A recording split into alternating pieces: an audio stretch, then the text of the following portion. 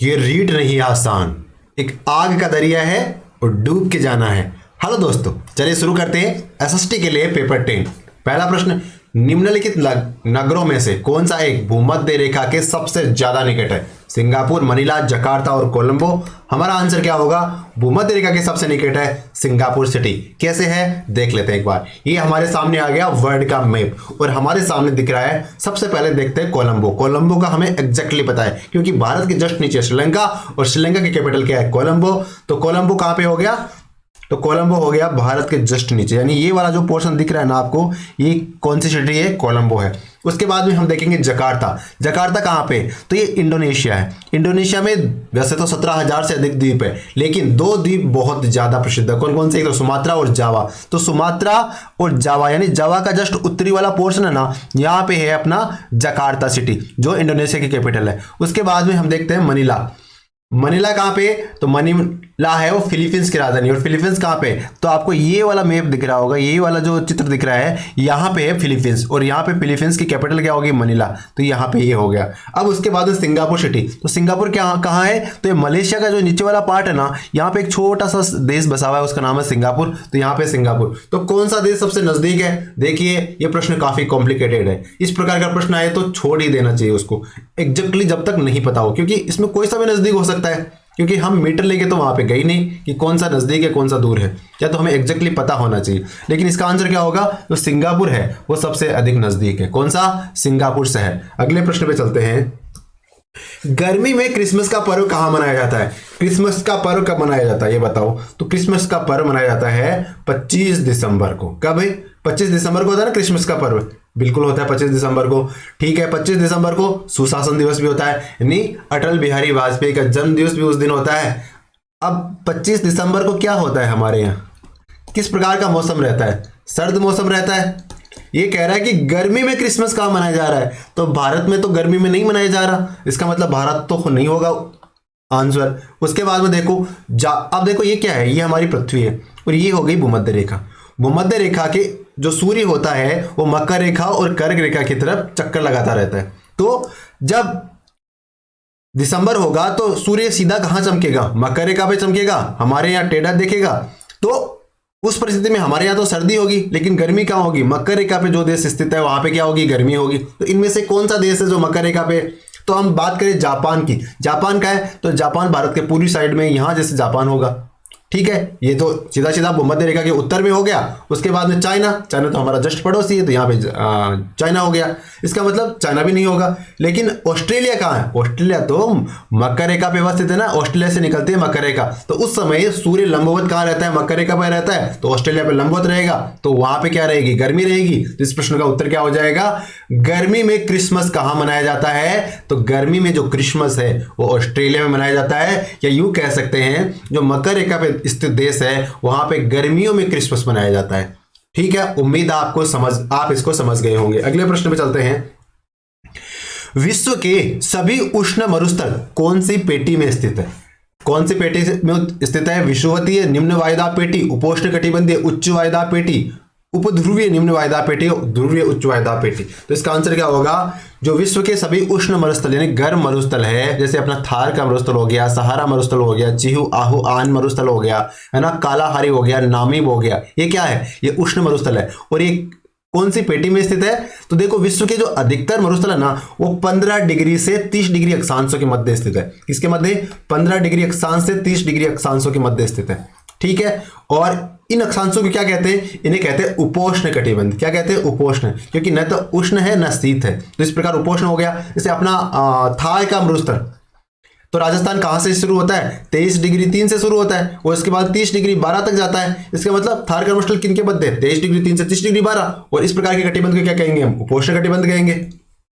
ठीक है, बाकी विश्व के जो जितने भी मरुस्थल है वो अधिकतर, एक विशेषता और है उनकी। क्या विशेषता है? ये अधिकतर जो उष्ण मरुस्थल है वो 15 से 30 डिग्री अक्षांशों के मध्य तो है, और दूसरी बात है महाद्वीपों के पश्चिमी भाग में। कैसे? एक बार आपके सामने मैप दिख रहा है, यहाँ पे मरुस्थलों को हाईलाइट भी किया गया है, तो एक बार देखते हैं। तो ये देखो अपना थार का मरुस्थल हो गया। ठीक है, एशिया महाद्वीप, ये वाला एशिया महाद्वीप है, ये पश्चिमी भाग में हो गया। ये अफ्रीका महाद्वीप है और यहाँ पे कौन सा मरुस्थल है, ये नामीब मरुस्थल है। तो नामीब मरुस्थल भी अफ्रीका के पश्चिमी भाग में हो गया ना। इसके बाद में देखो यहाँ पे अटाकामा मरुस्थल है, ये उत्तरी अमेरिका के पश्चिमी भाग में। उसके बाद में चीहू आहू आन मरुस्थल, चीहू आहू आन, ये मरुस्थल कहाँ पे, उत्तरी अमेरिका का जो पश्चिमी भाग है वहां पे चीहू आहू आन मरुस्थल है ना। तो इस प्रकार ये मरुस्थल, मैं सारे मरुस्थल की बात नहीं कर रहा हूं, लेकिन जो अधिकतर गर्म मरुस्थल है वो महाद्वीपों के पश्चिमी भाग में विस्तारित है। वैसे कुछ मरुस्थल है जो जैसे वो ऑस्ट्रेलिया के मध्य में, कौन से, Gibson, Simpson, great Sandy, great Victoria, ये ऑस्ट्रेलिया के मरुस्थल है। तो एक बार हम विश्व के मरुस्थलों को देख लेते हैं कौन कौन से। तो देखो ग्रेट बेसिन मरुस्थल, मोजावे मरुस्थल और सोनोरान मरुस्थल और चीहू आह्वान मरुस्थल, ये उत्तरी अमेरिका के मरुस्थल है। लेकिन आप कौन सा याद रखोगे, चीहू आह्वान तो याद रखोगे। फिर आटाकामा मरुस्थल दक्षिण अमेरिका में है। उसके बाद नामीब मरुस्थल अफ्रीका में है, कालाहारी भी अफ्रीका में है और नूबियन भी अफ्रीका में और सहारा मरुस्थल भी अफ्रीका में। ऑस्ट्रेलिया के मरुस्थल याद रखने आवश्यक है। कौन कौन से, एक रट लो इनको, Gibson, Simpson, great Sandy, Victoria और तनामी, ठीक है। ये सारे मरुस्थल ऑस्ट्रेलिया महाद्वीप के मरुस्थल हैं। और एक मरुस्थल जो ठंडे मरुस्थल में देखते हैं तो अपना लेह लद्दाख का मरुस्थल हो गया एक, तो एक उसके बाद में गोबी मरुस्थल है जो चाइना का है, ये भी ठंडा मरुस्थल है। अगले प्रश्न में चलते हैं। समताप रेखाओं का दक्षिणी गोलार्ध की अपेक्षा उत्तरी गोलार्ध में अधिक विचलन होता है। यानी समताप रेखाएं है ना, वो विचलित कहाँ ज्यादा होती है, पृथ्वी के उत्तरी भाग में या पृथ्वी के दक्षिणी भाग में।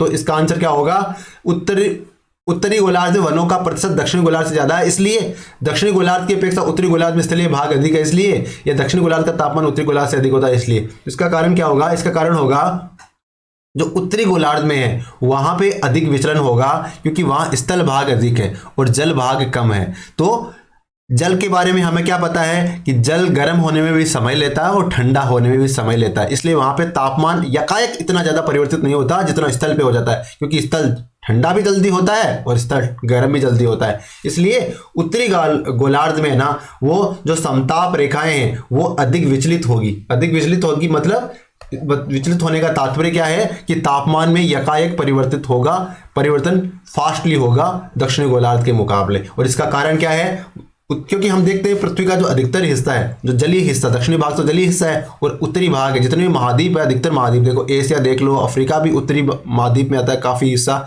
उत्तरी भाग में आता है। फिर दक्षिण अमेरिका, यूरोप, है ना, और दक्षिणी भाग में कम एरिया है जो स्थल रूप में है।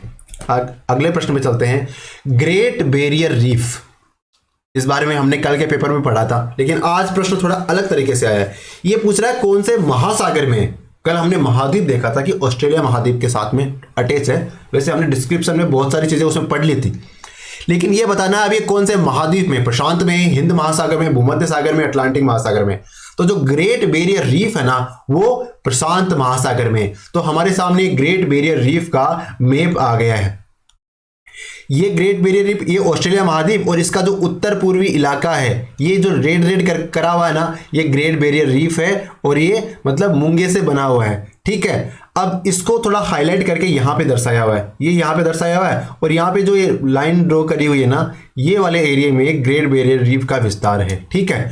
और ठीक है, ये ऑस्ट्रेलिया का कौन सा भाग हो गया, तो उत्तर पूर्वी भाग हो गया, ठीक है। तो इस प्रकार आप समझ गए होंगे, इसे कोरल सी भी कहते हैं, यहाँ वाला जो एरिया इसे क्या कहते हैं, कोरल सी भी कहते हैं। अगले प्रश्न पे चलते हैं।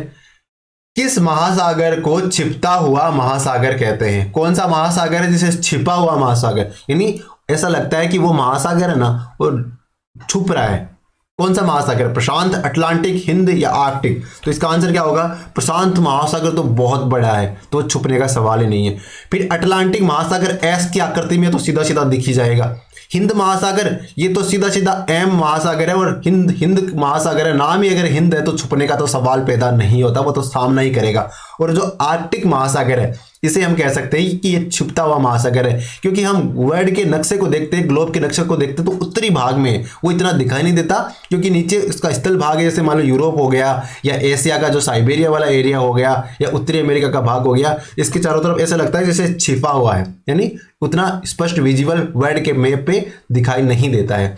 तो इसका आंसर क्या हो गया, ये हो गया आर्कटिक महासागर। अब एक बार हम आर्कटिक महासागर को देख लेते हैं। तो हमारे सामने ये आर्कटिक महासागर का मैप आ गया है। अब ये देखो, इधर तो हो गया रशिया वाला, साइबेरिया वाला पार्ट ये है, इसको इस तरह से दिखाया हुआ है ग्लोब के नक्शे से ऊपर की तरफ से, जैसे ग्लोब को देखते हैं ना तो ऊपर से पिक्चर ली हुई है, मान के चलो। तो ये बीच में जो महासागर दिख रहा है ये आर्कटिक महासागर है। और आर्कटिक महासागर में कौन कौन से सागर है, जैसे हम कहते हैं हिंद महासागर में बंगाल की खाड़ी है, उसके बाद में अपना क्या बोलते हैं अरब सागर है। इस प्रकार से बहुत सारे सागर है ना जिनसे मिलकर महासागर बनता है। उसी प्रकार से आर्कटिक महासागर में भी कई सागर है। कौन कौन से वो देख लेते हैं।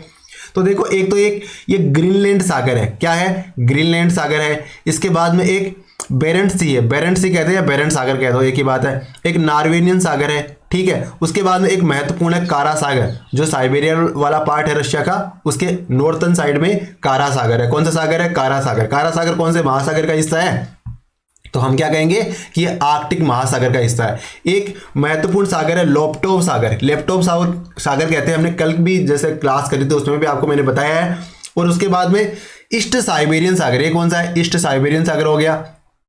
एक महत्वपूर्ण सागर है चुकची सागर, क्या नाम है, चुकची सागर, जो यूनाइटेड स्टेट्स और जो अपने उसके बीच में जोड़ता है ना, जो अपनी बेरिंग जल संधि, तो उसमें चुकची सागर को कनेक्ट करता है। और उसके बाद में एक है ब्योफोर्ट सागर, क्या है, ब्योफोर्ट सागर है। इसके बाद में एक बैफिन की खाड़ी है, जो कनाडा वाला एरिया ना, वहां पे बैफिन की, ग्रीनलैंड और कनाडा के बीच में जो खाड़ी है उसको क्या कहते हैं, उसे बैफिन की खाड़ी कहते हैं, ठीक है। तो कौन कौन से सागर इसके पार्ट है, तो ग्रीनलैंड सागर, नॉर्वेनियन सागर, बेरेंट सागर, कारा सागर, लेप्टोव सागर, ब्योफोर्ट सागर, ठीक है, और बैफिन की खाड़ी। और यहाँ पे जो बीच में जो दिख रहा है ना, ये क्या है, ये अपना उत्तरी ध्रुव है, क्या है, उत्तरी ध्रुव है। तो उत्तरी ध्रुव के चारों तरफ फैला हुआ जो महासागर है उसे क्या कहते हैं हम, उसे कहते हैं आर्कटिक महासागर।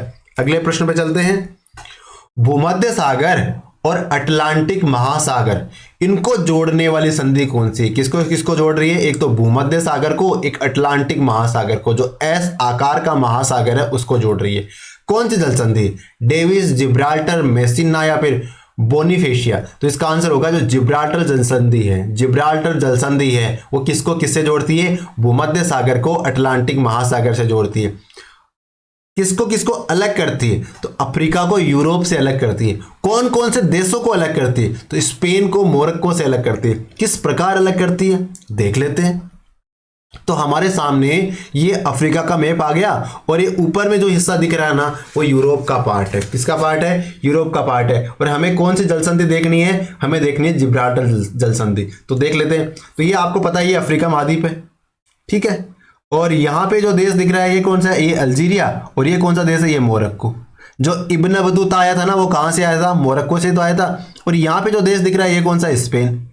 और ये जो मतलब सागर दिख रहा है ये कौन सा है, ये भूमध्य सागर। और ये कौन सा है, ये अटलांटिक महासागर, ऐसा आकार वाला महासागर।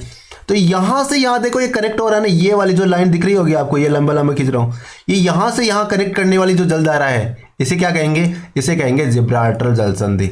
तो ये कौन सा देश है, ये स्पेन है। ये कौन सा है, मोरक्को। तो स्पेन और मोरक्को के मध्य जिब्राल्टर जल संधि है। और ये अफ्रीका महाद्वीप की बात करें तो अफ्रीका और यूरोप के मध्य जिब्राल्टर जल संधि है। और कौन से सागरों को जोड़ती है, तो एक तो अटलांटिक महासागर को जोड़ती है, किससे, भूमध्य सागर से। और कौन सी जल संधि है, जिब्राल्टर जल संधि। उम्मीद है आपको याद हो गया होगा, बहुत बार करवा दिया है तो याद हुआ ही होगा।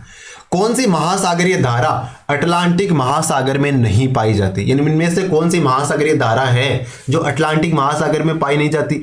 गल्फ स्ट्रीम, ब्राजीलियन धारा, पेरू धारा या किनारे की धारा। तो इसका आंसर क्या होगा, इसका आंसर होगा पेरू की धारा। अच्छा, पेरू की धारा अटलांटिक महासागर में नहीं है, नहीं है। तो फिर कौन से महासागर में, ये है भाई साहब प्रशांत महासागर में। किसमें है, प्रशांत महासागर में।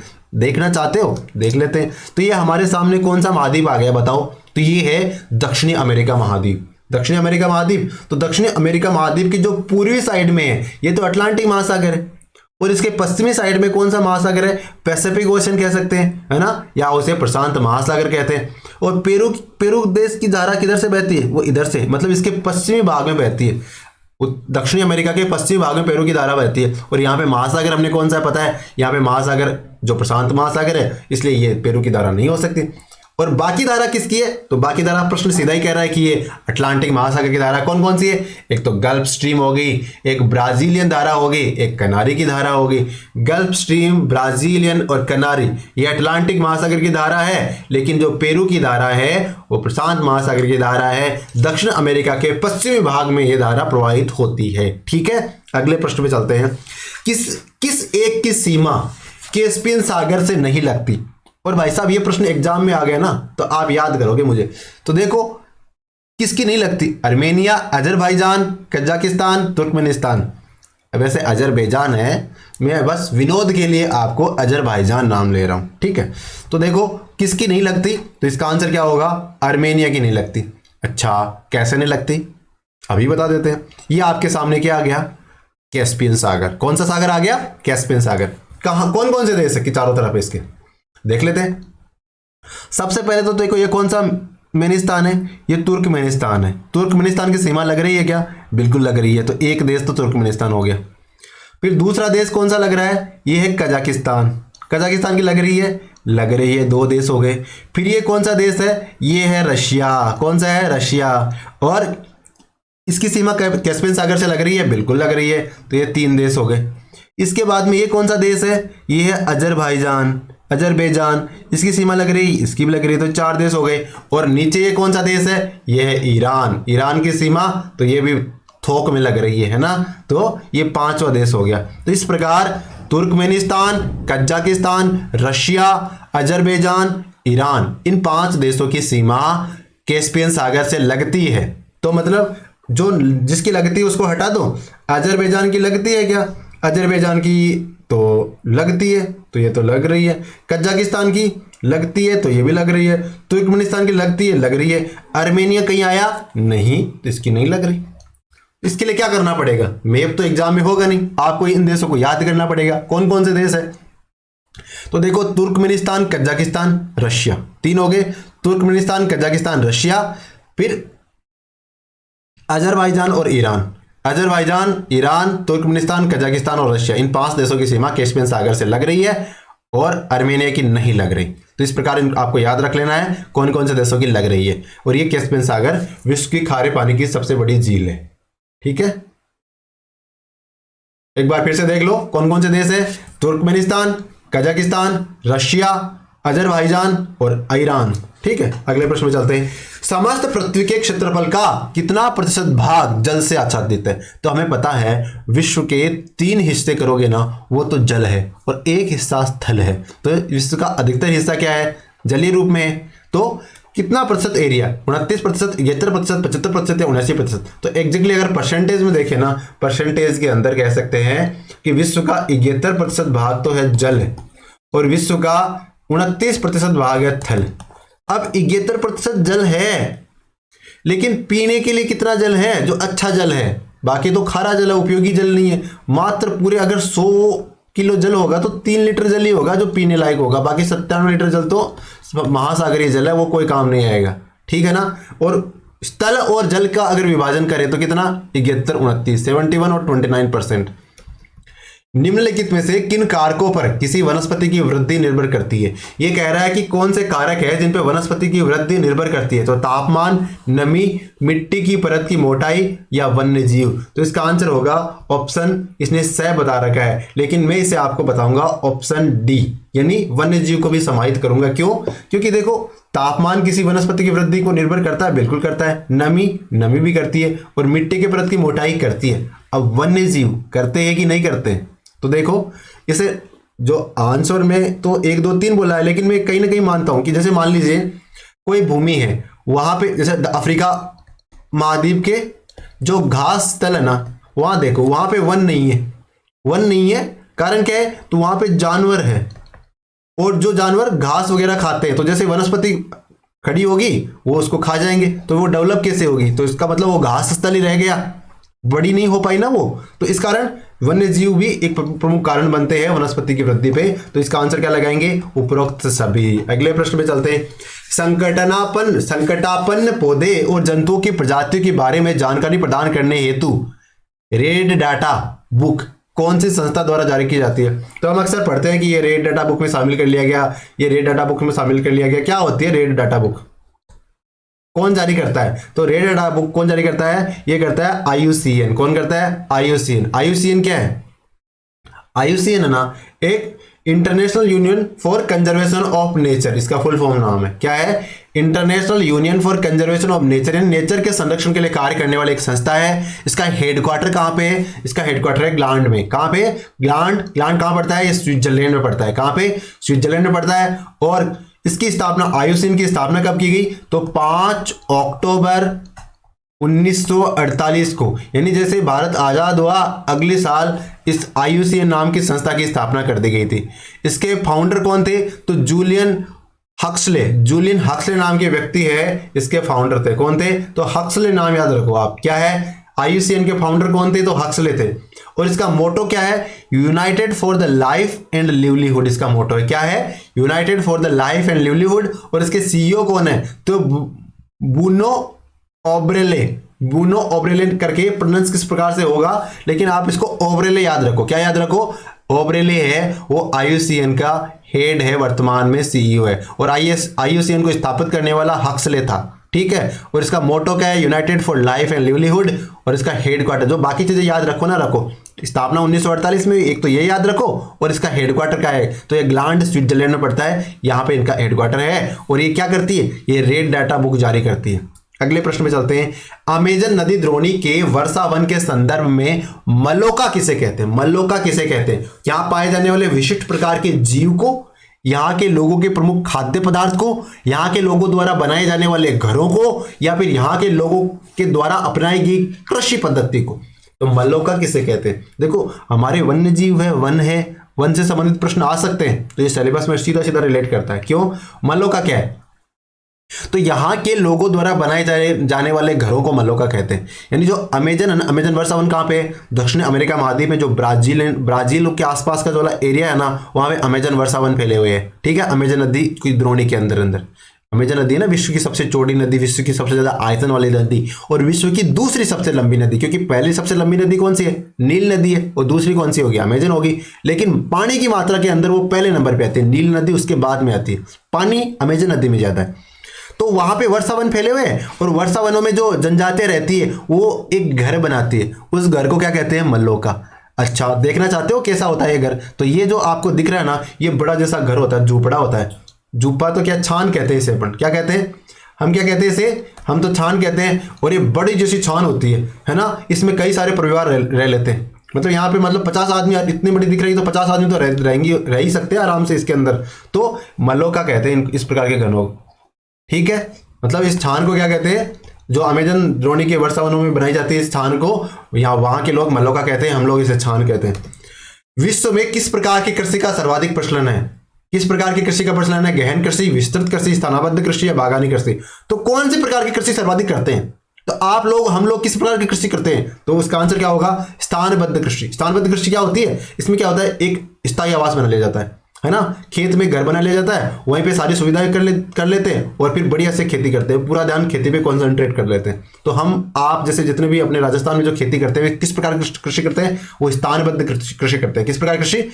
स्थानबद्ध कृषि हमारे द्वारा की जाती है। ठीक है। और देखते हैं टेक्निकल लैंग्वेज में क्या कहते हैं कि कृषि की इस पद्धति के तहत किसी एक स्थायी और निश्चित निवास स्थान पर रहने वाला किसान और उसका परिवार मिलजुल कर खेती का कार्य करता है। इस प्रकार की कृषि में किसान फसलों में परिवर्तन करता है, और वह भूमि और फसलों की अपेक्षाकृत अधिक देखरेख करता है। यानी उसका मेन टारगेट क्या है? सुबह मतलब जो अपने दिनचर्या करेगा, और बाद में सारा ध्यान कहाँ लगाएगा? उस खेती में ही लगाएगा। पूरा दिन उसका क्या होगा? उसका ध्यान उस खेती में लगाना होगा। कभी फुहारे पलटेगा, कभी क्या करेगा, कभी खाद देगा, इस प्रकार से कार्य करता रहता है। तो इस प्रकार की खेती होती है, उसे क्या कहेंगे? स्थानबद्ध कृषि कहेंगे। अगले प्रश्न पे चलते हैं। वर्तमान परिप्रेक्ष्य में कौन सा उद्योग आधारभूत उद्योग कहा जा सकता है? सूती वस्त्र, रासायनिक, लौह इस्पात, इंजीनियरिंग? तो इसका आंसर होगा जो लौह इस्पात उद्योग है, इसे हम वर्तमान में आधारभूत उद्योग कहते हैं। क्योंकि वर्तमान में लौह इस्पात उद्योग किसी भी अन्य उद्योग के लिए प्रारंभिक आवश्यकता है, यानी आपको कुछ भी करना हो तो मशीनरी की आवश्यकता होगी, और मशीनरी में किसकी आवश्यकता होगी? लोह इस्पात की आवश्यकता होगी। तो जिस चीज की जिसमें प्राइमरी आवश्यकता होती है उसे क्या कहेंगे? उसे कहेंगे आधारभूत उद्योग। तो लोह इस्पात उद्योग इसमें आधारभूत उद्योग होगा। अगले प्रश्न पे चलते हैं। हड़प्पा सभ्यता कौन से युगीन थी? कहां से युगीन थी? नवपाषाण, लोह या पुरापाषाण? तो जो हड़प्पा सभ्यता है वो कहां से युगीन सभ्यता मानी गई है? किस प्रकार की सभ्यता मानी गई है हड़प्पा सभ्यता? हड़प्पा सभ्यता कांस्य युगीन सभ्यता मानी गई है। ऋग्वेद के संबंध में क्या असत्य है? ऋग्वेद के संबंध में कौन सी बात है जो असत्य है? ऋग्वेद एक ऐतिहासिक ग्रंथ है और विरोचित ग्रंथ है। ऋग्वेद के 9वें मंडल में सोम की चर्चा की गई है। ऋग्वेद के दूसरे मंडल में 3 मंत्रों की रचना 3 राजाओं ने करी है, और ऋग्वेद विश्व का प्राचीनतम धर्म ग्रंथ है। तो इसका कौन सा कथन असत्य है? तो देखो हम देख लेते हैं कि करके।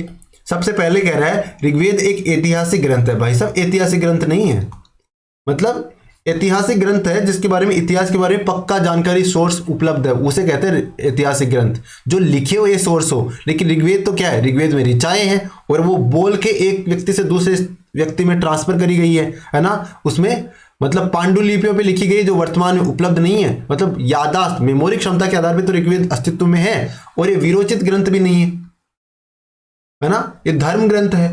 धर्म ग्रंथ क्या? एक धर्म ग्रंथ ही है, बिल्कुल धर्म ग्रंथ है। तो इसका मतलब क्या हो गया? पहली पंक्ति तो गलत होगी। दूसरा कह रहा है कि ऋग्वेद के 9वें मंडल में सोम की चर्चा है। बिल्कुल, ऋग्वेद का जो 9वां मंडल है उसमें किसकी चर्चा की गई है? इसमें सोमदेव की चर्चा की गई है। ठीक है, यह कथन सत्य है। और ऋग्वेद के दूसरे मंडल में 3 मंत्रों की रचना 3 राजाओं ने की है, ये कथन भी सत्य है। यानी ऋग्वेद का जो दूसरा मंडल है उसमें 3 मंत्र बताए गए हैं, उसकी रचना 3 राजाओं ने करी है। और अगला जो कथन है, ऋग्वेद विश्व का प्राचीनतम धर्म ग्रंथ है। बिल्कुल, यानी ऋग्वेद से प्राचीन धर्म ग्रंथ अभी तक तो किसी कहीं उपलब्ध हुआ नहीं है। इसका मतलब क्या हो गया? ऋग्वेद विश्व का प्राचीन धर्म ग्रंथ है, ये कथन भी सत्य है। तो कौन सा असत्य होगा? तो कथन ए है ना, वो असत्य होगा। तो आंसर ऑप्शन ए हो जाएगा। आर्यों के जीवन में गाय का बहुत अधिक महत्व था। बिल्कुल था। इसकी पुष्टि कैसे करेंगे? हम कैसे मान लें? तो क्या कह रहा है? राजा को गोपति कहते थे। हाँ, गोपति यानी गायों को पालने वाला। तो किसको कहते थे? राजा को। मतलब राजा को ही कहते थे कि गायों को पालने वाला है। इसका मतलब गायों की मतलब जो इंपॉर्टेंस थी वो बहुत ज्यादा थी। बाद में कह रहा है युद्ध के लिए गविष्टि शब्द का उपयोग किया गया है। मतलब युद्ध किस लिए होते थे? गायों के लिए युद्ध होते थे। गाय जिसको चाहिए तो युद्ध करो। तो इस प्रकार अब किसके लिए युद्ध होते? अब जमीन के लिए युद्ध होते, धन के लिए युद्ध होते थे। लेकिन उस समय आर्यों के द्वारा जो युद्ध किए गए वो गायों के लिए किए गए। तो इस प्रकार के युद्ध के लिए गविष्टि उपयोग किया गया। मतलब गायों के लिए, अगर युद्ध भी गायों के लिए हो रहा है तो गायों की इंपॉर्टेंस थी, ये भी सही बात है। तीसरा कह रहा है कि समय की माप गोधूली कहते थे। जैसे हम कहते हैं ना अभी 7 बज गए, 8 बज गए, 9 बज गए, लेकिन पहले के जमाने में उस समय ऋग्वेद के समय की माप भी गोधूली, यानी जो शाम के समय जब गायें वापस लौट के आती थी तो उसे क्या कहते थे? गोधूली वेला कहते थे। यानी गाय इस समय वापस लौट के आ रही है ना। तो मतलब समय की माप भी गायों से संबंधित कर रहे हैं। तो मतलब गाय तो एक अलग ही लेवल पे इंपॉर्टेंट थी। आज तो चलो गाय है वो एक सिर्फ राजनीतिक मुद्दा बन के रह गया है, वोट लेने का एक जरिया मात्र रह गया है। लेकिन उस जमाने में ऋग्वेद में गायों की इंपॉर्टेंस बहुत ज्यादा थी। चलो फिर भी कोई गायों की बात कर रहा है, ये भी अच्छी बात है। अगले प्रश्न में चलते हैं। तो इसका आंसर ऑप्शन डी होगा ऑब्वियसली। बुद्ध ने सामान्य मनुष्य के लिए जिस धर्म की बात करी थी तथा जो भिक्षु धर्म से पृथक था, यानी बुद्ध कह रहे थे, बुद्ध ने क्या कहा था, किस प्रकार के धर्म की बात करी थी? उन्होंने कहा कि आप सामान्य जीवन जी सकते हो, गृहस्थ जीवन जी सकते हो, और आपको भिक्षु धर्म अपनाने की जरूरत नहीं है। तो बुद्ध ने कौन सा धर्म अपनाने की बात करी थी? आश्रय धर्म, उपासक धर्म, आश्रम धर्म या गृहस्थ धर्म? तो इसका आंसर है बुद्ध जी है ना, बुद्ध है ना, भगवान बुद्ध, उन्होंने उपासक धर्म बताया था। किसके लिए? गृहस्थ के लिए। गृहस्थ के लिए उपासक धर्म बताया था। तो इस धर्म की बात जिसकी बात करी थी ना, तो बौद्ध धर्म में 2 धर्म है, एक तो भिक्षु धर्म, एक उपासक धर्म, और सामान्य व्यक्तियों के लिए उपासक धर्म था। तो इसका आंसर ऑप्शन बी हो जाएगा। अशोक के अभिलेखों के संदर्भ में निम्नलिखित कथनों पर विचार करना है। अशोक अभिलेखों के सहारे अपनी प्रजा को संबोधित करने वाला पहला भारतीय राजा था। तो इस प्रकार से अभिलेख बाकी किसी राजा ने नहीं दिए थे, तो इसका मतलब वो पहला ही होगा। अभी तक तो कोई प्रमाण मिले नहीं है, तो हम कह सकते हैं ये कथन सत्य है। दूसरा कह रहा है कि इन अभिलेखों में 5 श्रेणियों में बांटा गया है। तो इन अभिलेखों को 5 श्रेणियों में बांटा गया है बिल्कुल सही है। और ये अभिलेख सिर्फ ब्राह्मी लिपि में नहीं, बुद्ध के अभिलेख सिर्फ ब्राह्मी लिपि में तो नहीं है, आरमाइक, खरोष्टी, कई सारी लिपि में पढ़ते हैं ना। जो शाहबाज, गढ़ी और मानसेरा के अभिलेख है वो आरमाइक लिपि में लिखे गए हैं। तो इस प्रकार सिर्फ ब्राह्मी में तो सिर्फ लगा के इसको थोड़ा छोटा कर दिया, संकीर्ण कर दिया, तो ये कथन गलत हो जाएगा। तो पहला कथन सत्य है, दूसरा सत्य है। तो दोनों क्या पूछा, दोनों सत्य पूछे, तो कौन सा सत्य है, पहला और दूसरा सत्य है, तो केवल ए, 1 और 2 आंसर हो जाएगा। इसका आंसर ऑप्शन ए लगा देंगे हम। अगले इसको आगे देखते हैं। अशोक के अभिलेखों को 5 श्रेणियों में बांटा गया है। कौन कौन सी 5 श्रेणी है? एक तो दीर्घ शिलालेख, कौन सी है? एक तो हो गई अपनी दीर्घ शिलालेख। उसके बाद में दूसरा कौन सा हो गया? लघु शिलालेख। तीसरा कौन सा हो गया?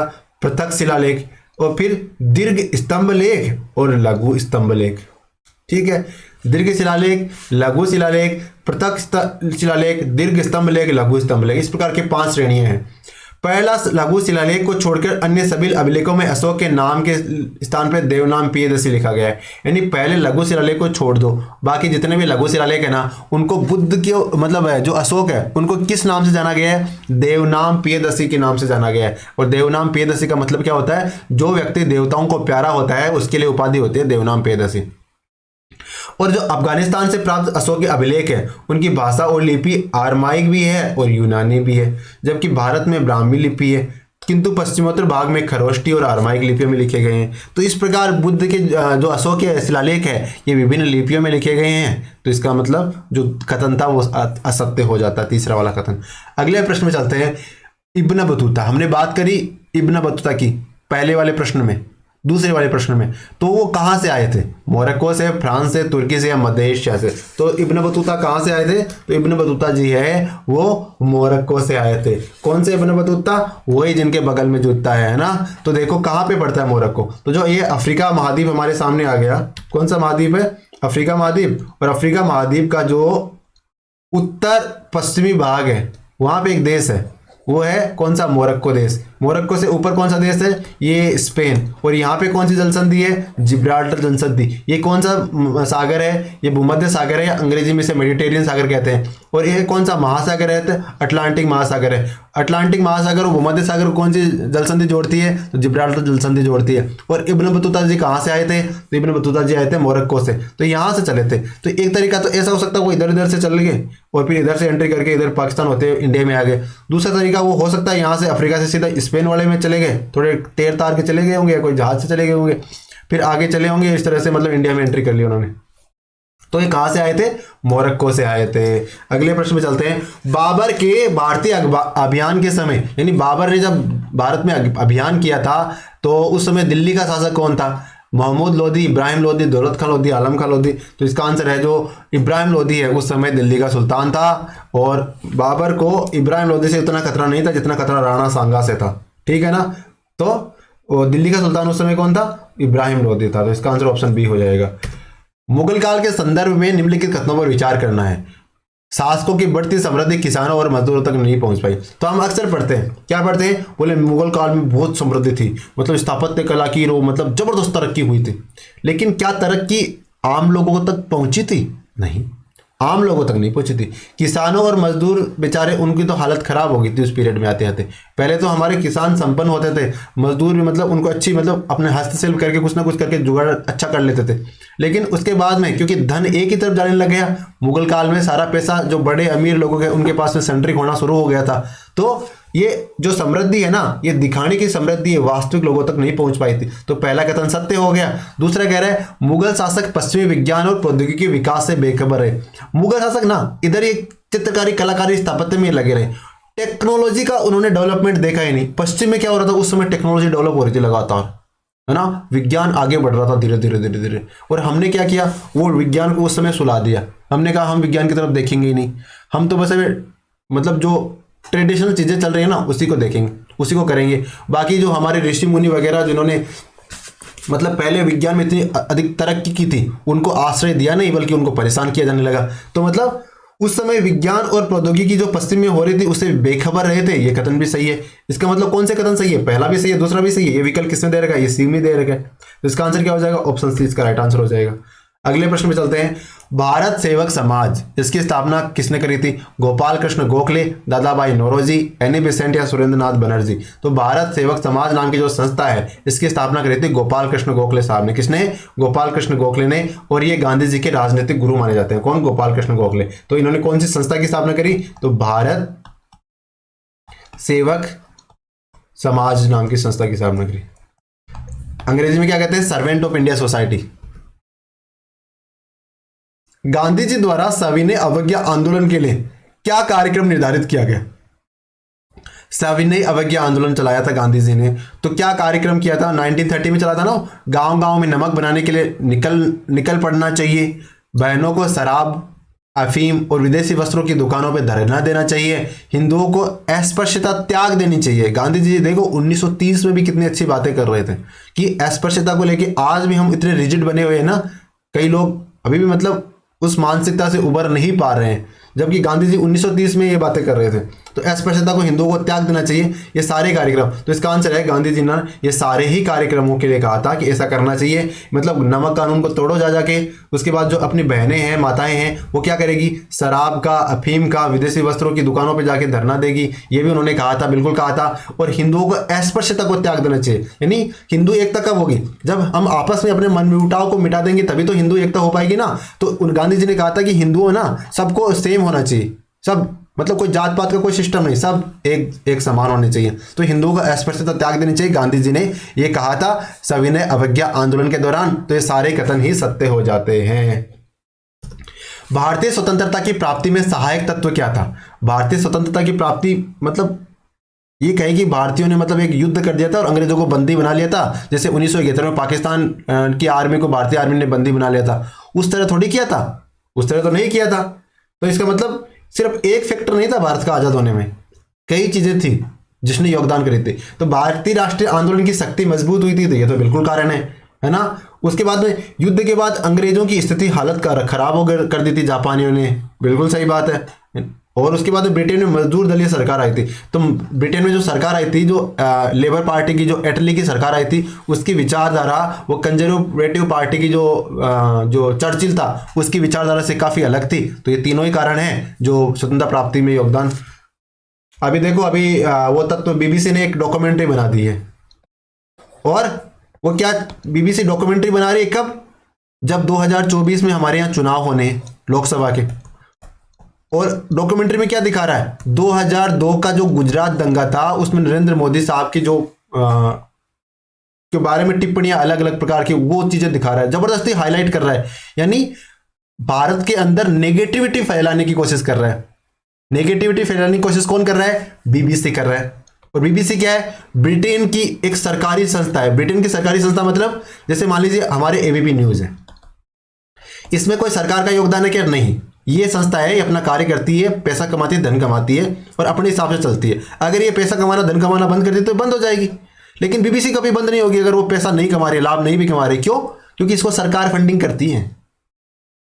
अब इसका तात्पर्य क्या हो गया? जो ब्रिटेन है वो भारत में मतलब भारत की आंतरिक राजनीति को प्रभावित करने की कोशिश कर रहा है अपने तरीके से, ये डॉक्यूमेंट्री वगैरह बनाने के कारण। तो इस प्रकार से ब्रिटेन को इस प्रकार के हथकंडे बीबीसी को नहीं अपनाने चाहिए और हमें इसका विरोध करना चाहिए। तो भारत सरकार ने क्या किया? ये डॉक्यूमेंट्री को बैन कर दिया, बोले हटाओ इसको। इनका इलाज सही समय पर होना आवश्यक है। अगले प्रश्न में चलते हैं।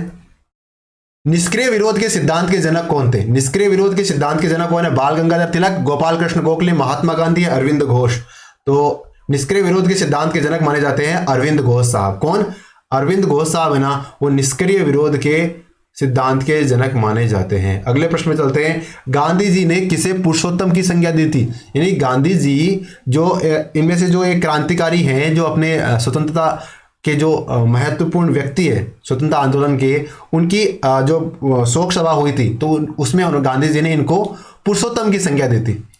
मतलब पुरुषोत्तम मतलब जो पुरुषों में सबसे अच्छा हो। जैसे वैसे तो हम भगवान श्री राम को पुरुषोत्तम कहते हैं, लेकिन गांधी जी ने इनको संज्ञा दी थी। किसे दी थी? जवाहरलाल नेहरू को, गोपाल कृष्ण गोखले को, चित्तरंजन दास को या सुभाष चंद्र बोस को? तो इसका आंसर क्या होगा? जो अपने चित्तरंजन दास है इनको गांधी जी ने पुरुषोत्तम की संज्ञा दी थी। तो आंसर ऑप्शन सी हो जाएगा।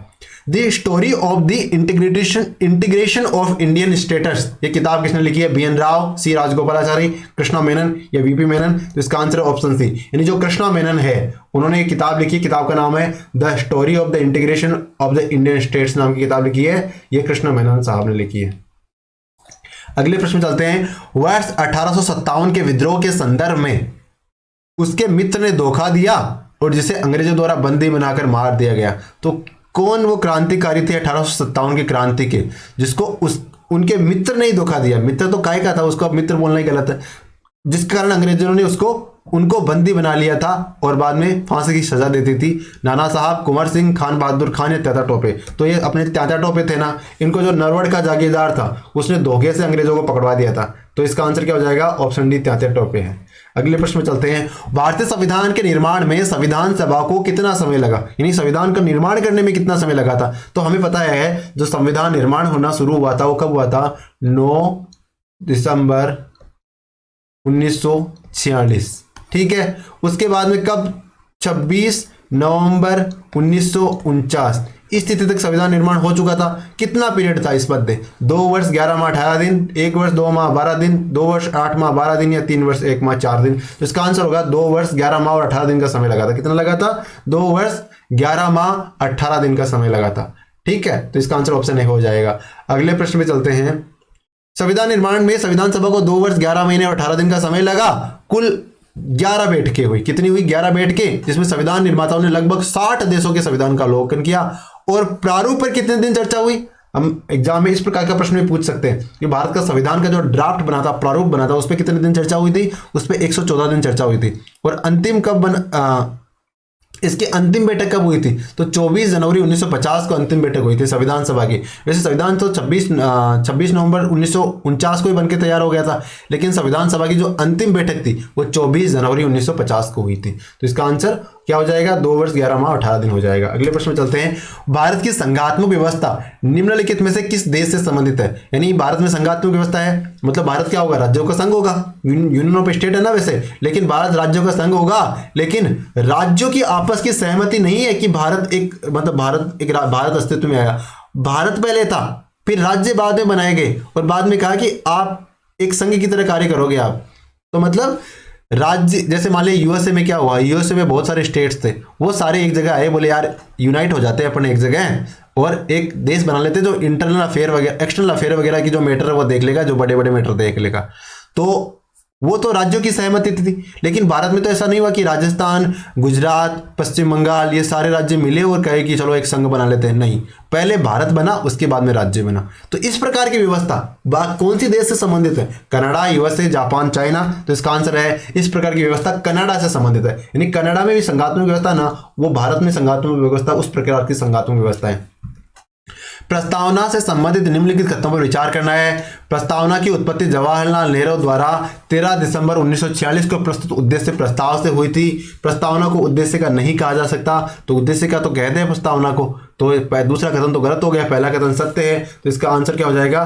केवल एक सत्य है। हमें सत्य पूछा है, केवल एक सत्य है। क्या पहला कथन क्या कह रहा है? तो देखो, उद्देश्य प्रस्ताव किसने प्रस्तुत किया था? तो जवाहरलाल नेहरू साहब ने किया था। कब किया था? तो 13 दिसंबर 1946 को उद्देश्य। देखो 9 दिसंबर को पहली बैठक हुई, ठीक है। उसमें सच्चिदानंद सिन्हा साहब को अस्थायी अध्यक्ष चुना गया। फिर 11 दिसंबर को अगली बैठक हुई, तब राजेंद्र प्रसाद को स्थायी अध्यक्ष चुना गया। फिर 13 दिसंबर को क्या हुआ?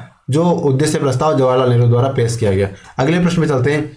सभी व्यक्ति पूर्णतः और समान रूप से मानव है, ये कौन सा सिद्धांत होता है? यानी सभी व्यक्तियों को एक जैसा मानना, पूर्णतः और समान रूप से मानव मानना, ये कौन सा सिद्धांत है? सार्वभौमिकता, समष्टिवाद, समाजवाद या अंतःक्रियावाद?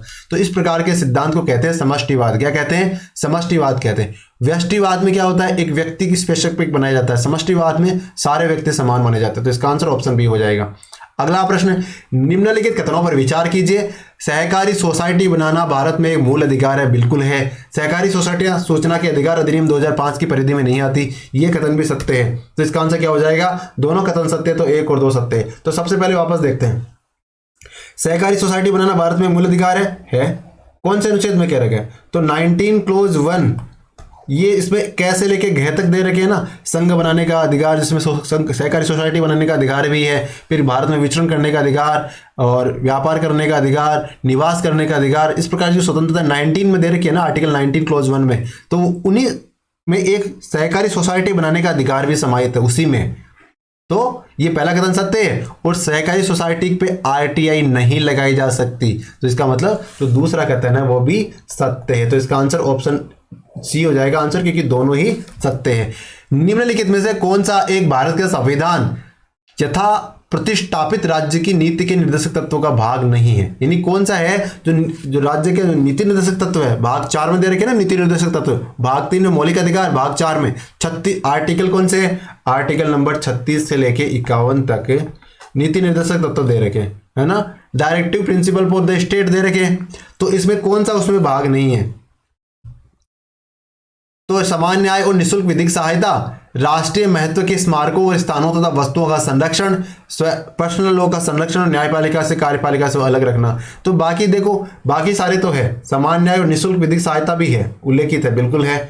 इसके बाद में राष्ट्रीय महत्व के स्मारकों और वस्तुओं का संरक्षण करना बिल्कुल है, न्यायपालिका से कार्यपालिका को अलग करना ये भी है, लेकिन मतलब पर्सनल लॉ का संरक्षण नहीं है। इसमें तो कह रखा है आर्टिकल 44 क्या कहता है कि सभी व्यक्तियों के लिए समान सिविल संहिता स्थापित की जाएगी राज्य द्वारा, ये कहा गया है, न कि हर एक के पर्सनल लॉ का संरक्षण किया जाएगा। हालांकि पर्सनल लॉ ही चल रहे हैं वर्तमान में, लेकिन नीति निर्देशक तत्व के लिए तो ये कहा गया है कि जब सरकार सक्षम होगी तो ऐसा कानून बना देगी कि सभी के लिए समान नागरिक संहिता होगी। तो ये जो पर्सनल लॉ का संरक्षण ये तो कहा ही नहीं गया नीति निर्देशक तत्व, तो ये हमारा आंसर हो जाएगा। अगले प्रश्न में चलते हैं। राष्ट्रपति के उम्मीदवार के लिए क्या आवश्यक नहीं है? जो राष्ट्रपति बनते हैं उनके लिए क्या आवश्यक नहीं है? 35 वर्ष आयु 35 वर्ष होनी चाहिए, ये तो है। पढ़ा लिखा हो, ऐसा तो सुना नहीं। सांसद चुने जाने की योग्यता रखता हो, ऐसा भी सुना है। और भारत का नागरिक हो, यह भी सुना है। इसका मतलब क्या हो गया? इसका मतलब हो गया ऑप्शन सी हमारा राइट आंसर हो जाएगा। मतलब ऑप्शन बी कि उसे पढ़ा लिखा होने की आवश्यकता नहीं है। भारत का राष्ट्रपति पढ़ा लिखा हो या ना हो, राष्ट्रपति बन सकते हैं, लेकिन आयु 35 वर्ष होनी चाहिए, सांसद चुने जाने की योग्यता भी रखना चाहिए और देश का नागरिक भी होना चाहिए। लेकिन पढ़ा लिखा होने की आवश्यकता नहीं है, तो नहीं है पूछा था, तो हमारा आंसर ऑप्शन बी हो जाएगा। भारतीय संविधान में समस्त कार्यपालिका शक्तियां निहित है। किसमें निहित है? कार्यपालिका शक्तियां। प्रधानमंत्री में, मंत्रिपरिषद में, राष्ट्रपति में, संसद में। तो भारतीय संविधान की जो कार्यपालिका शक्तियां है ना, वो किस में निहित है? वो राष्ट्रपति साहब में निहित है। ऑप्शन सी हमारा राइट आंसर हो जाएगा। भारत के उपराष्ट्रपति का निर्वाचन एक निर्वाचक गण द्वारा किया जाता है, जिसके सदस्य कौन होते हैं? संसद के दोनों सदनों के सदस्य और संसद के दोनों सदनों के सभी सदस्य, राज्यसभा और राज्य विधानसभाओं के केवल निर्वाचित सदस्य या राज्य विधानसभाओं के केवल निर्वाचित सदस्य। तो इसका आंसर क्या होगा? हम किसकी बात कर रहे हैं? उपराष्ट्रपति साहब का निर्वाचन करना है। उपराष्ट्रपति साहब के निर्वाचन के लिए संसद के दोनों सदनों के जितने भी सदस्य हैं, चाहे वो निर्वाचित हो या मनोनीत, वो सारे ही वोट डालने की कैपेबिलिटी रखते हैं। तो आंसर ऑप्शन बी हो जाएगा। अगले प्रश्न में चलते हैं। निम्नलिखित में से कौन उच्चतम न्यायालय की आरंभिक अधिकारिता में आते हैं? हमने कल बात करी थी कि कुछ कार्य ऐसे होते हैं जो उच्चतम न्यायालय में ही प्रस्तुत किए जा सकते हैं। कौन से है? तो भारत सरकार और एक से अधिक राज्यों के बीच में विवाद होता है, ये तो करा बिल्कुल। संसद के किसी भी सदन या राज्य विधानसभा के चुनाव पर विवाद, देखो नहीं, जो चुनाव के विवाद है ना, वो हाईकोर्ट में चुने जाएंगे। किस में सुने जाएंगे? हाई कोर्ट में, ना कि सुप्रीम कोर्ट में। हालांकि राष्ट्रपति उपराष्ट्रपति के चुनाव होते हैं ना, वो सुप्रीम कोर्ट में सुने जाते हैं, लेकिन ये दूसरा तो नहीं चुना जाएगा। फिर भारत सरकार और राज्य किसी संघ राज्य क्षेत्र के बीच विवाद, मतलब भारत सरकार और यूनियन टेरिटरी के बीच में विवाद, तो भाई यूनियन टेरिटरी पे तो सीधा भारत सरकार का ही है सीधा सीधा नियंत्रण, तो उसको सुप्रीम कोर्ट नहीं सुनेगा, उसको तो ये नहीं सुनेगा। लेकिन दो राज्यों के बीच में आपस में विवाद हो रहा है, उसको सुप्रीम कोर्ट सुनेगा। तो मतलब 1 और 4 हमारे सही हो जाते हैं, तो 1 और 4 सी में दे रखे, तो हमारा आंसर राइट हो जाएगा। उच्चतम न्यायालय मामलों की सुनवाई नई दिल्ली में करता है। जो अपना सुप्रीम कोर्ट कहाँ पे बैठता है? दिल्ली में बैठता है। परंतु किसी अन्य स्थान पे सुनवाई कर सकता है क्या? हाँ कर सकता है। कब? राष्ट्रपति के अनुमोदन से, यदि उच्चतम न्यायालय के न्यायाधीश बहुमत से यह तय करे, या संसद के अनुमोदन से, या राज्य विधानसभा के अनुरोध पर। तो जो राष्ट्रपति साहब अगर इस बात को अनुमोदित कर देते हैं, जैसे मान लीजिए उच्चतम न्यायालय मान लीजिए अपने जयपुर में सुनवाई करना चाहता है, तो कर सकता है। कब? अगर राष्ट्रपति साहब इस बात को अनुमोदित कर दे तो इसका आंसर ऑप्शन ए हो जाएगा। राज्यसभा की लोकसभा के समान शक्तियां किस क्षेत्र में है? यानी लोकसभा और राज्यसभा के पास समान पावर है, कौन से मामले में? नई अखिल भारतीय सेवाएं गठित करने में नहीं। नई अखिल भारतीय सेवाएं गठित करने में ज्यादा पावर किसके पास में है? ज्यादा पावर राज्यसभा के पास में। किसके पास में? राज्यसभा। इसलिए समान पावर नहीं माना। हमें क्या पूछा? समान शक्तियां। दूसरा, सरकार को हटाने के विषय में, सरकार को तो लोकसभा में हटाया जा सकता है, तो लोकसभा के पास होगी ये पावर। ठीक है। कटौती प्रस्ताव प्रस्तुत करने में, तो ये भी लोकसभा के पास होगा। लेकिन संविधान के संशोधन में है ना, दोनों के पास बराबर पावर होती है। राज्यसभा इक्वल लोकसभा कब? अगर संविधान संशोधन करना हो, मतलब पहले लोकसभा में या राज्यसभा में कहीं भी भेज सकते हैं उस विधेयक को। वहां पे मतलब जो भी उसका क्राइटेरिया है, 2/3 बहुमत है ना, आधे से अधिक व्यक्तियों द्वारा अनुसमर्थन, और बाद में आधे से अधिक राज्यों का मामला भी होता है। तो लोकसभा और राज्यसभा को संविधान संशोधन में बराबर पावर है, लेकिन बाकी तीनों में थोड़ा थोड़ा पावर या तो इधर ज्यादा है, लोकसभा के पास ज्यादा है, या राज्यसभा के पास ज्यादा है। लेकिन बराबर किस कंडीशन में? संविधान के संशोधन करने के विषय में दोनों के पास बराबर पावर है। राज्यसभा कैसे भंग होती है? सभापति का कार्यकाल पूरा होने पे लोकसभा के कार्यकाल के साथ स्वतः भंग हो जाती है। राष्ट्रपति 5 वर्ष बाद भंग करता है, या इनमें से कोई नहीं। तो बताओ, कभी आपने सुना कि राज्यसभा भंग होगी? राज्यसभा भंग नहीं होती। राज्यसभा में जो सांसद होते हैं उनका कार्यकाल 6 साल का होता है, और हर साल 1/3 सांसद रिटायर होते रहते हैं और नए सांसद आते रहते हैं। तो इसका मतलब क्या हो गया? इसका मतलब हो गया वो चिरकाल तक रहेगी, चिरकाल तक रहेगी। इसका मतलब कभी भंग नहीं होगी। लोकसभा 5 साल में भंग हो जाती है, लेकिन राज्यसभा भंग नहीं होगी। तो इसका आंसर क्या हो जाएगा? ऑप्शन डी हो जाएगा। भारत के किसी राज्य की विधानसभा के संदर्भ में निम्नलिखित कथनों पर विचार करना है। वर्ष के प्रथम सत्र के प्रारंभ में राज्यपाल सदन के दोनों सदनों के लिए रूढ़िगत संबोधन करता है। जब किसी विशिष्ट विषय पर राज्य के विधानमंडल के पास कोई नियम नहीं होता तो लोकसभा के नियम का पालन करते हैं। दोनों कथन सत्य। एक बार फिर से देख लेते हैं क्या कह रहे हैं। देखिए, जब नई विधानसभा बनती है, जैसे मान लीजिए अपनी राजस्थान की विधानसभा बनी, और नई विधानसभा का जो पहला सत्र होगा ना, उसको राज्यपाल साहब संबोधन करेंगे। ये परंपरा बनी हुई है लगातार। तो ये सही कथन है, बिल्कुल सही है। दूसरा कह रहा है कि अगर मान लीजिए कोई बात पे कानून नहीं, राज्यसभा मतलब जो अपनी विधानसभा ने कानून नहीं बनाया, तो उस परिस्थिति में राज्य मतलब जो अपनी विधानसभा ने कानून नहीं बनाया ना, तो उस संबंध में अगर कोई केंद्र का कानून है तो तब तक केंद्र वाला कानून लागू रहेगा, जब तक राज्य मतलब जो विधानसभा है वो कानून उस संबंध में नहीं बना देती, अगर वो राज्य सूची का या समवर्ती सूची का प्रावधान है तो इसका मतलब ये दोनों कथन सत्य है। तो ऑप्शन सी हमारा राइट आंसर हो जाएगा। अगले प्रश्न में चलते हैं। केंद्र और राज्यों के मध्य शक्तियों के वितरण के लिए भारत का संविधान 3 अनुसूचियों को प्रस्तुत करता है। कौन से 2 अनुच्छेद शक्तियों के वितरण को विनियमित करते हैं? कौन से जो आर्टिकल है जो 3 मतलब शक्तियों के वितरण को प्रभावित करते हैं? अनुच्छेद 4, 5, 56, 57, 141, 42 या 245, 246। तो केंद्र राज्यों के संबंध की बात हमारे सिलेबस में स्पष्ट तौर पर दे रखी है। तो आर्टिकल 245 और 246 है ना, वो शक्तियों के वितरण को विनियमित करते हैं। यानी 245-46 में केंद्र राज्यों के बीच में जो शक्तियों का वितरण के संबंध में प्रावधान दे रखे हैं। तो आर्टिकल 245-246 हो जाएगा। भारतीय अर्थव्यवस्था में प्राथमिक क्षेत्र किसे माना गया है? प्राथमिक क्षेत्र जो एग्रीकल्चर से रिलेटेड है या जो डायरेक्ट प्राकृतिक तौर पे उत्पादित होता है ना, वो चीजों से संबंधित है। दूसरा द्वितीय क्षेत्र क्या होगा? जो मतलब मैन्युफैक्चरिंग चीजें मतलब जिसको प्रसंस्कृत करके दूसरे फॉर्म में कन्वर्ट किया जाता है, वो उद्योग वाले क्षेत्र हो जाते हैं। और तीसरे में क्या होगा? सर्विसेज, यानी उसमें किसी प्रकार का उत्पादन नहीं किया जाता, वो सिर्फ सेवाएं दी जाती है और उसके बदले जो भी इनकम प्राप्त होती है। जैसे मान लीजिए कोई सीए हो गया, कोई डॉक्टर हो गया, या कोई मतलब शिक्षक हो गया, ये सारे किस में आते हैं? इनकी सेवाएं तीसरे सेक्टर में आती है। तो प्राथमिक सेक्टर क्या होगा? निर्माण, कृषि, खनन, सेवा या सूती वस्त्र। तो हमारा आंसर होगा जो कृषि है, कृषि और खनन है, ये प्राथमिक क्षेत्र में शामिल है। कौन सा? कृषि और खनन। तो ऑप्शन बी हमारा राइट आंसर हो जाएगा। और इसकी परिभाषा क्या दे रखी है? जब हम प्राकृतिक संसाधनों का उपयोग कर किसी वस्तु का उत्पादन करते हैं तो इसे प्राथमिक क्षेत्र कहते हैं।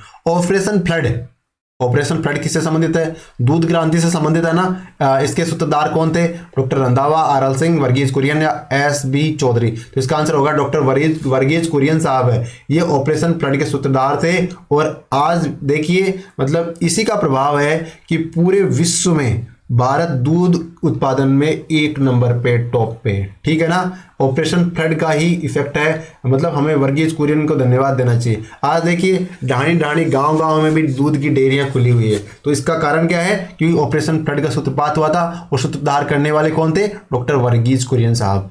सरकार द्वारा लगाए गए अवरोधों या प्रतिबंधों को हटाना कहलाता है। सरकार मान लीजिए कोई प्रतिबंध लगाती है, उसको हटा देती है, उसे क्या कहेंगे? वैश्वीकरण, निजीकरण, उदारीकरण या द्विपक्षीय समझौता। तो इसे क्या कहेंगे? इसे कहेंगे उदारीकरण। उदारीकरण का मतलब लाइसेंस राज को खत्म करना। जैसे हम सुनते हैं, जैसे मान लीजिए आपने सुना RIPS, Rajasthan investment promotion scheme. Investment promotion scheme का क्या तात्पर्य है? यानी अगर कोई कंपनी राजस्थान में आके उद्योग धंधे लगाती है तो उसको फालतू लपड़ेबाजी करने की आवश्यकता नहीं है, उसको लाइसेंस वगैरह ज़्यादा लेने की आवश्यकता नहीं है, फॉर्मेलिटी नहीं होगी, आसानी से वो उद्योग लगा सकती है, आसानी से उसका रजिस्ट्रेशन हो जाएगा, आसानी से उनको जो आवश्यक रिक्वायरमेंट है उनके सर्टिफिकेट मिल जाएंगे, है ना। तो इसका तात्पर्य क्या है? अवरोधों को हटा रही है, प्रतिबंधों को हटा रही है। तो इसे क्या कहेंगे? टेक्निकल लैंग्वेज में इसे कहेंगे उदारीकरण। क्या कहेंगे? अंग्रेजी में कहेंगे लिबरलाइजेशन और हिंदी में कहेंगे उदारीकरण। ठीक है, तो इसका आंसर ऑप्शन सी हो जाएगा। अगले प्रश्न में चलते हैं। WTO वर्ल्ड ट्रेड ऑर्गेनाइजेशन किसको बढ़ावा देता है? वित्तीय समर्थन को, विश्व शांति को, एक पक्षीय व्यापार को या बहुपक्षीय व्यापार को? तो WTO नाम ही क्या है? विश्व व्यापार संगठन नाम है, तो ये ऑब्वियसली बहुपक्षीय व्यापार को सहायता देता है, सहूलियत देता है। ठीक है, तो इसका आंसर क्या हो जाएगा? बहुपक्षीय व्यापार को सहूलियत प्रदान करना WTO का प्रमुख उद्देश्य है। अगला प्रश्न, भारत में दशमलव मुद्रा प्रणाली कब शुरू की गई? 1957, 1956, 1955 या 1954? तो भारत में दशमलव मुद्रा प्रणाली है वो 1957 को शुरू की गई। कब शुरू की गई? 1 अप्रैल 1957 से भारत में दशमलव मुद्रा प्रणाली की शुरुआत की गई थी। किसी मुद्रा का विनिमय मूल्य अन्य मुद्राओं की तुलना में जानबूझकर कम करने से उस मुद्रा का क्या होता है? यानी मुद्रा का मूल्य डाउन कर देना। मुद्रा का मूल्य डाउन कैसे होता है बताता हूं। जैसे मान लीजिए पहले कोई वस्तु थी, मान लीजिए एक टीवी सेट था। टीवी सेट आप मार्केट में जाते 10,000 रुपए में आता। ठीक है, अगले दिन आप मार्केट में गए, वो टीवी सेट अब 12,000 रुपए का आ रहा है अगले दिन। इसका मतलब क्या हो गया? मुद्रा का अवमूल्यन हो गया। मतलब मुद्रा की पावर कम होगी ना, यानी मुद्रा के 10,000 टुकड़े पहले टीवी ले लेते थे, अब उसके लिए 12,000 चाहिए। 10,000 में वो टीवी नहीं आ रहा। इसका मतलब क्या हो रहा है? मुद्रा की मूल्य में कमी होगी, मुद्रा की शक्ति में कमी होगी। इसे हम क्या कहेंगे? मुद्रा का क्या कहेंगे? अवमूल्यन कहेंगे। ऑप्शन बी हमारा राइट आंसर हो जाएगा। क्या कहेंगे? मुद्रा का अवमूल्यन कहेंगे, है ना। तो मुद्रा का अवमूल्यन करने से क्या होता है? जो आयात करते हैं ना उनको तो नुकसान होता है, और जो निर्यात करते हैं उनको होता है फायदा। किसको फायदा होता है? निर्यातक को तो फायदा होता है और आयातक को नुकसान होता है। तो इसलिए चाइना ने रेनमिनगी जो उनकी मुद्रा है उसका अवमूल्यन किया था, और समय समय पर विभिन्न देश मुद्रा के अवमूल्यन का सहारा लेते हैं ताकि आयात को कम करके निर्यात को बढ़ावा दे सके। अंत्योदय अन्न योजना कब शुरू की गई? 1993, 1995, 2000 या 1992? तो अंत्योदय अन्न योजना 2000 में शुरू की गई। कब शुरू की गई? सन 2000 में। सार्वजनिक वितरण प्रणाली यानी पीडीए से संबंधित कौन सी समिति है? यानी कौन सी समिति है जो पब्लिक डिस्ट्रीब्यूशन सिस्टम से संबंधित है? सोधानी समिति, गायपोरिया समिति, वेणुगोपाल समिति या मालेगाम समिति? तो इसका आंसर है ऑप्शन सी, जो वेणुगोपाल समिति है उसका संबंध किससे है? पब्लिक डिस्ट्रीब्यूशन सिस्टम से है, पीडीएस से है। ठीक है, वेणुगोपाल समिति का संबंध किससे है? पीडीएस से वेणुगोपाल समिति का संबंध है। राज्य स्तरीय मानव विकास रिपोर्ट जारी करने वाला पहला राज्य, राज्य स्तर पर मानव विकास रिपोर्ट जारी करी थी कौन से राज्य ने? केरल ने, राजस्थान ने, मध्य प्रदेश ने, उत्तर प्रदेश ने? तो राज्य स्तरीय मानव विकास रिपोर्ट जारी करने वाला राज्य था मध्य प्रदेश। सबसे पहले किस राज्य ने जारी करी थी राज्य स्तरीय मानव विकास रिपोर्ट? तो मध्य प्रदेश ने जारी करी थी। पहली राष्ट्रीय आय समिति का गठन किया गया, कब किया गया? पहली राष्ट्रीय आय समिति 1948, 49, 50 से 51। तो पहली राष्ट्रीय आय समिति का गठन 1949 में किया गया। कब? 1949 में किया गया। किसी देश का आर्थिक विकास किस पर निर्भर करता है? प्राकृतिक संसाधन, पूंजी निर्माण, बाजार का आकार या सभी? तो इसका आंसर क्या होगा? किसी देश का अगर आर्थिक विकास करना है तो ये सारी चीजें आवश्यक होगी। प्राकृतिक संसाधन भी आवश्यक होंगे, पूंजी का निर्माण भी आवश्यक होगा और बाजार का आकार भी आवश्यक होगा, यानी सभी आवश्यक होंगे। अब देखो, आप कह दो कि प्राकृतिक संसाधन होंगे तो आर्थिक विकास खुद ही हो जाएगा। कैसे हो जाएगा? आप बताओ, अफ्रीका के पास प्राकृतिक संपदाओं की कमी है क्या? वहां विश्व में सबसे ज्यादा सोना, वहां वन, मतलब सबसे शानदार क्वालिटी के वन वहां, है ना। विश्व के मतलब प्रमुख खनिज वहां पे सस्ता लेबर भी वहां, इसके बावजूद भी वहां पे मतलब आर्थिक विकास नहीं हो पाया। गरीब देश से खाने के लाले पड़ रहे हैं उनके। कारण क्या है? कारण पूंजी का निर्माण और बाजार का आकार है। प्राकृतिक संसाधन तो हो गया, लेकिन ना तो पूंजी निर्माण कर पाए, नहीं बाजार का आकार बढ़ा पाए, तो इस कारण रोजगार डेवलप नहीं हुए, भुखमरी है वहां पे। अब बात बताओ, पूंजी निर्माण से सब कुछ हो जाएगा? पूंजी निर्माण से सब कुछ नहीं होगा। पूंजी निर्माण से सब कुछ नहीं होगा, क्यों? क्योंकि सिर्फ मान लीजिए कोई ऐसा देश है जिसके पास प्राकृतिक संसाधन नहीं है, ठीक है, तो वह कहां से डेवलप करेगा पूंजी? सिर्फ पूंजी निर्माण करने से तो मतलब महंगाई बढ़ जाएगी। एक चीज के 10 लाख रुपए लग बना दो तो क्या हो जाएगा, तो क्या मतलब वो डेवलप हो जाएगा, नहीं होगा। वहीं बाजार का आकार, बाजार का एक आकार मान लीजिए कि मान लीजिए अफ्रीकन मार्केट को ले लीजिए, बहुत बड़ा मार्केट है क्योंकि जनसंख्या भी बहुत है, इसके बावजूद भी। या फिर पाकिस्तान को ले लीजिए, पाकिस्तान की हालत देखो कितनी खराब हो रखी है। मतलब पाकिस्तान में ये हालत है कि वहां पे मतलब पाकिस्तान की बत्ती गुल हो गई। बत्ती गुल का मतलब लाइट चली गई वहां पे, और लाइट ऐसे चली गई कि लाइट चली गई, आई नहीं, पूरा पाकिस्तान ठप पड़ा है। और पाकिस्तान ने हैट्रिक लगा ली है, यानी पूरी दुनिया में पिछले 3 पावर कट हुए हैं ना, पिछले तीनों पावर कट पाकिस्तान से हुए हैं भाई साहब। मतलब ऐसा खतरनाक देश है अपना पाकिस्तान। मतलब वहां की बत्ती गुल हो गई है, सारे काम धंधे उद्योग धंधे फिट। अब मान लीजिए कोई बंदा लिफ्ट में था, लाइट चली गई, वो लिफ्ट के अंदर कैद तो कैद, बाद में जनरेटर लाके निकालो उसको। तो ये हालत हो गई। तो भुखमरी जैसी हालत हो रही ना। अब कटोरा लेके मोदी साहब बोल रहे हैं कि हमने पाकिस्तान को कटोरा लेने के लिए मजबूर कर दिया, तो बिल्कुल कर ही दिया एक तरीके से। कौन मना कर रहा है इस बात को लेके। तो बाजार, पाकिस्तान का आकार बहुत बड़ा है, मतलब जनसंख्या देखो ना, 20 करोड़ जनसंख्या है वहां पे। 20 करोड़ तो यूएसए की जनसंख्या नहीं है, लेकिन वहां आर्थिक विकास कहां हो रहा है, नहीं हो रहा। इसका कारण क्या है, सारी कॉम्बिनेशन चाहिए हमें। जैसे मान लीजिए यूएसए हो गया, अपना प्यारा भारत हो गया, ये डेवलप क्यों हो रहे हैं, ये लगातार आगे क्यों बढ़ रहे हैं, क्योंकि इनके पास प्राकृतिक संसाधन भी है, पूंजी निर्माण करने की क्षमता भी है, और इनके पास खुद का मार्केट भी है। भारत को किसी की जरूरत ही नहीं है, 141 करोड़ पॉपुलेशन है हम यहाँ पे, हम पूरा खुद ही डेवलप हो जाएंगे आपस में ही, कोई दिक्कत ही नहीं है ना। हमारे पास सारी चीजें अवेलेबल है। इसलिए तो 2008 की जो मंदी आई थी वो भारत को प्रभावित नहीं कर पाई थी। कारण क्या था, भारत का मार्केट भी यहीं पे है, उत्पादन करने के साधन भी है, और पूंजी निर्माण करने की क्षमता भी हमारे पास में है। चलिए अगले प्रश्न में चलते हैं। मुद्रा आपूर्ति किसके द्वारा नियंत्रित की जाती है। मुद्रा आपूर्ति कौन नियंत्रित करता है, योजना आयोग, वित्त आयोग, आरबीआई या व्यापारिक बैंक। तो हम देखते हैं कि जो मुद्रा आपूर्ति है वो रिजर्व बैंक नियंत्रित करता है। रिजर्व बैंक क्या करता है, अगर बाजार में मुद्रा जारी ज्यादा हो गई तो अपनी bank rate, MSF, CRR, SLR इनको बढ़ा देगा। अगर मार्केट में कमी होगी तो इनको घटा देगा। फिर ओपन मार्केट ऑपरेशन से अपनी सिक्योरिटीज बेच देगा या ओमर से वापस खरीद लेगा। तो इस प्रकार मुद्रा की आपूर्ति मार्केट में कौन नियंत्रित करता है, तो अपना रिजर्व बैंक ऑफ इंडिया, जिसकी स्थापना हिल्टन यंग कमीशन के रिकमेंडेशन पर 1935 में की गई, और 1 जनवरी 1949 को इसका राष्ट्रीयकरण किया गया। अगले प्रश्न में चलते हैं। विकासशील देशों के संदर्भ में वैश्वीकरण का नकारात्मक प्रभाव है। विकासशील देशों के संदर्भ में वैश्वीकरण का नकारात्मक प्रभाव क्या है, बौद्धिक पलायन, सांस्कृतिक संपर्क, प्रतियोगिता या सूचना का बहाव। तो इसका आंसर होगा ऑप्शन ए, बौद्धिक पलायन, यानी वैश्वीकरण। और वैश्वीकरण का नुकसान किसे है, वैश्वीकरण का नुकसान किसे है, वैश्वीकरण का नुकसान विकासशील देशों को है। देखो वैश्वीकरण का फायदा भी बहुत है विकासशील देशों को, कि भारत 1991 में उदारीकरण के बाद में भारत की जो ग्रोथ हुई ना, वो मतलब ड्रास्टिकली चेंज हुआ है भारत की ग्रोथ। मतलब अचानक हम सब लोगों का जीवन स्तर देखो कितना अच्छा हो गया, बेहतर हो गया पिछले 30 सालों में ही। मात्र 1991 में उदारीकरण हुआ था, 1991 से लगभग कितने साल हुए, 30 साल तो हैं, 30 सालों में देखो कितना परिवर्तन हो गया है। तो इसके कुछ नुकसान भी है। नुकसान का कारण, इसका आंसर है बौद्धिक पलायन। बौद्धिक पलायन का तात्पर्य क्या हो गया। अब एक बात बताओ, माइक्रोसॉफ्ट का सीईओ कौन है, उसके बाद में गूगल का सीईओ कौन है, ब्रिटेन का पीएम कौन है, ये कौन है, ये सारे भारतीय है, लेकिन विदेशी कंपनियों के हेड है, विदेश में सेवाएं दे रहे हैं अपनी। तो यहां से उनको क्या, वहां सुविधाएं उनको ज्यादा मिलेगी, सुविधाएं ज्यादा मिलेगी तो वो क्या करेंगे, वो वहां पलायन कर जाएंगे। क्योंकि वो इंटेलिजेंट तो बहुत थे, वो भारत में रहते तो भारत का भी मतलब उद्धार करते, कहीं ना कहीं भारत को आगे बढ़ाने में अपना योगदान देते। लेकिन चूंकि वैश्वीकरण के कारण उनके पास ये पावर है कि वो वहां जाके कार्य कर सके।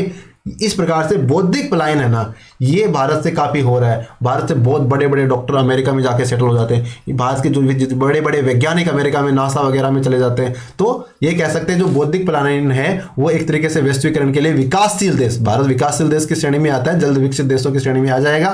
तो विकासशील देशों के लिए थोड़ा बहुत नकारात्मक होता है, लेकिन ये तो छोटा मोटा नकारात्मक है, बाकी पॉजिटिव भी बहुत है वैश्वीकरण के।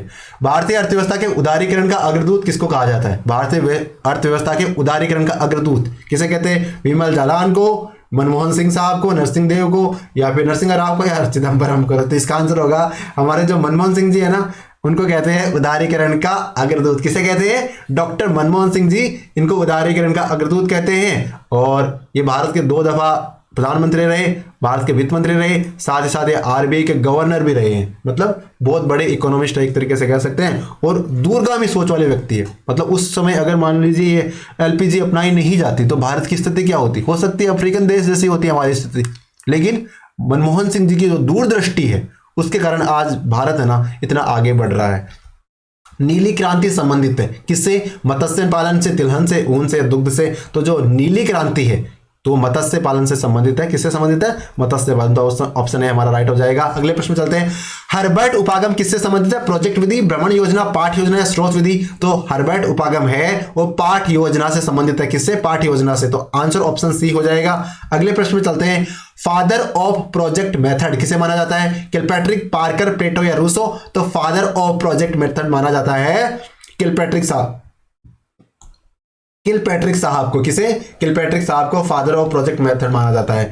सामान्यतः मस्तिष्क उद्वेलन कितने प्रकार के होते हैं, तो जो मस्तिष्क उद्वेलन है वो 7 प्रकार के होते हैं। कितने प्रकार के, मस्तिष्क उद्वेलन 7 प्रकार के होते हैं। मस्तिष्क उद्वेलन कितने प्रकार के होते हैं, 7 प्रकार के होते हैं। व्यवहारवाद उपागम के प्रमुख समर्थक है वाटसन, स्किनर, दोनों या कोई नहीं। तो व्यवहारवाद उपागम के समर्थक कौन से हैं, वाटसन साहब भी है और स्किनर साहब भी है। ये दोनों किसके समर्थक है, व्यवहारवाद उपागम के। कौन, वाटसन साहब और स्किनर साहब। अगले प्रश्न में चलते हैं। किसी बालक की समस्या के कारणों को ढूंढने में सबसे कम उपयोग की जाने वाली विधि कौन सी है। मतलब अगर बालक की समस्या ढूंढना है तो कौन सी विधि सबसे कम काम में आएगी, प्रयोगात्मक, व्यक्ति इतिहास, निरीक्षण या परीक्षण। इसका आंसर है जो परीक्षण विधि है ना वो सबसे कम काम में लेंगे। बाकी प्रयोगात्मक विधि समस्या ढूंढने के लिए उपयोग अक्सर ली जाती है, व्यक्ति इतिहास विधि ली जाती है, निरीक्षण विधि भी ली जाती है, लेकिन परीक्षण विधि कम काम में ली जाती है। हालांकि ली जाती है लेकिन कम ली जाती है। ठीक है, अगले प्रश्न में चलते हैं। भौगोलिक यात्राएं किस प्रकार की सामग्री है, भौगोलिक यात्राएं तो प्रायोगिक सामग्री है, दृश्य सामग्री, क्रियात्मक सामग्री है। तो किस प्रकार की सामग्री है भौगोलिक क्रियाएं, तो भौगोलिक क्रियाएं हैं वो क्रियात्मक सामग्री है। भौगोलिक क्रियाएं नहीं, भौगोलिक यात्राएं, सॉरी, भौगोलिक यात्राएं हैं वो किस प्रकार की सामग्री है, वो क्रियात्मक सामग्री है। और सहायक सामग्री का जनक किसे माना जाता है, तो जॉनसन, मॉन्टेसरी, पियाजे और प्रोबेल। तो सहायक सामग्री का जनक किसे माना जाता है, तो जो प्रोबेल साहब है। किसे, प्रोबेल साहब को सहायक सामग्री का जनक माना जाता है। किसे, प्रोबेल। मतलब सहायक सामग्री की बेल किसने बजाई थी, तो प्रोबेल ने बजाई थी। तो सहायक सामग्री का जनक प्रोबेल साहब को माना जाता है। अगले प्रश्न में चलते हैं। संज्ञानात्मक पक्ष का उच्चतम स्तर क्या है, संज्ञानात्मक पक्ष का उच्चतम स्तर ज्ञान, मूल्यांकन, संश्लेषण या बोध। तो संज्ञानात्मक पक्ष का उच्चतम स्तर कहलाता है मूल्यांकन। क्या कहलाता है, मूल्यांकन कहलाता है। ऑप्शन बी हमारा राइट हो जाएगा। और अगले प्रश्न में चलते हैं। सामाजिक विज्ञान का विकास हुआ भारत में, अमेरिका में, जर्मनी में, जापान में। तो सामाजिक विज्ञान का विकास अमेरिका में हुआ था। कहां पे हुआ था, यूएसए में सामाजिक विज्ञान का विकास हुआ था। कहां पे हुआ था समाज एसएसटी का विकास, तो अमेरिका में हुआ था। और उच्च प्राथमिक स्तर पर कौन सा विषय सामाजिक अध्ययन में सम्मिलित नहीं है, हम बात कर रहे हैं उच्च प्राथमिक स्तर पे। तो राजनीति शास्त्र होता है, इतिहास होता है, भूगोल होता है, लेकिन दर्शन शास्त्र नहीं होता। क्योंकि जो उच्च प्राथमिक यानी 8वीं तक के विद्यार्थी होते हैं उनको दर्शन पढ़ाने की आवश्यकता नहीं होती है। उसके बाद में जब वो 9वीं आगे पढ़ाई 11वीं 12वीं में आएंगे तब उनको दर्शन पढ़ाने की आवश्यकता होती है। तो इसका मतलब राजनीति शास्त्र तो उनको पढ़ाया जाना चाहिए, इतिहास पढ़ाया जाना चाहिए, भूगोल पढ़ाया जाना चाहिए, लेकिन दर्शन उनको नहीं पढ़ाया जाता प्राथमिक उच्च प्राथमिक स्तर तक। तो इस प्रकार आज के वीडियो को हमने कंप्लीट कर लिया है। उम्मीद है आपको हमारी ये सीरीज पसंद आ रही है। तो लगातार बने रहिए और अपनी तैयारी को बूस्ट करते रहिए। धन्यवाद।